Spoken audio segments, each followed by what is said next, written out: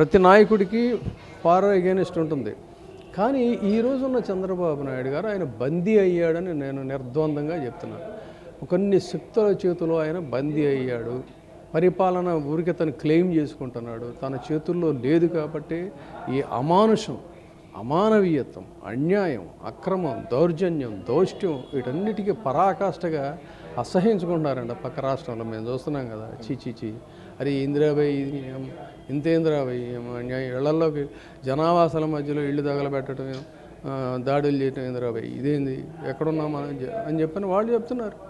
అప్పుడు వాళ్ళు ఆలోచించుకోవాలి. అది రాంబాబు ఇల్లా ఇంకొకళ్ళు ఇల్లా కాదు, అక్కడ పబ్లిక్ నివసిస్తున్నారు.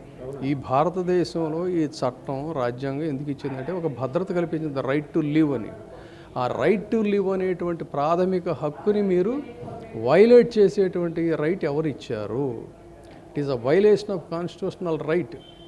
మీకు ఏదైనా కావాలంటే కేసులు పెట్టుకోండి, అరెస్ట్ చేయండి, అంతేగాని ఇల్లు తగలబెట్టడం ఏంటి?